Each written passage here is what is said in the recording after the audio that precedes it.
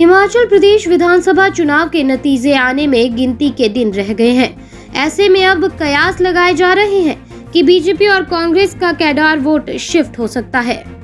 दोनों पार्टियां पहले ही बागी नेताओं के कारण टेंशन में तो हैं ही, पर ऐसे लग रहा है कि दोनों दलों को नॉन पार्टी चेहरों को टिकट देना भारी पड़ सकता है। जो कैंडिडेट बीजेपी या कांग्रेस से एक दूसरे में शिफ्ट हुए हैं, उन लोगों को टिकट देना बीजेपी ही नहीं बल्कि कांग्रेस के लिए भी मुसीबत बनता दिख रहा है।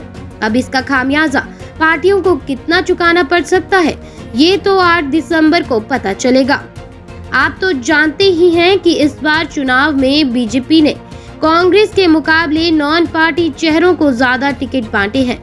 यानी जो प्रत्याशी कांग्रेस को छोड़ बीजेपी में न केवल शामिल हुए बल्कि टिकट को लेकर चुनाव भी लड़े हैं, इन प्रत्याशियों का चुनाव जीतना बीजेपी के लिए प्रतिष्ठा का सवाल है।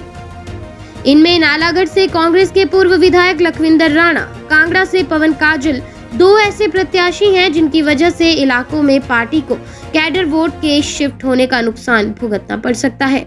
हालांकि पिछले दिनों पवन काजल चुनाव में पार्टी कार्यकर्ता और नेताओं का समर्थन न मिलने की शिकायत पार्टी के राष्ट्रीय अध्यक्ष जेपी नड्डा से कर चुके हैं।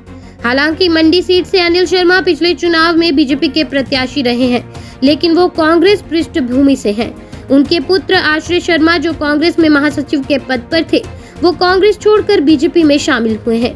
चुनाव में अनिल शर्मा को टिकट देने के बाद पार्टी के कार्यकर्ताओं का वोट शिफ्ट होने की प्रबल संभावना बनी हुई है। हालांकि इसका खुलकर किसी ने विरोध नहीं किया है, लेकिन अंदर खात सुलग रहा आग सब जानते हैं। अब बात करते हैं कांग्रेस की, तो कांग्रेस ने पच्छाद में नॉन पार्टी कैंडिडेट को टिकट दिया है। यहां से दयाल प्यारी को टिकट देकर चुनाव लड़वाया गया। इससे कांग्रेस में भी कैडर वोट के शिफ्ट होने का खतरा बढ़ा है। बागियों ने पहले ही दोनों पार्टियों की चिंता को बढ़ा कर रखा हुआ है।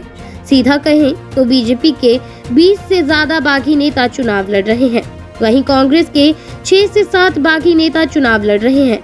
इससे पार्टी का वोट इन्हें शिफ्ट हुआ है, जो दोनों दलों को नुकसान पहुंचा रहा है।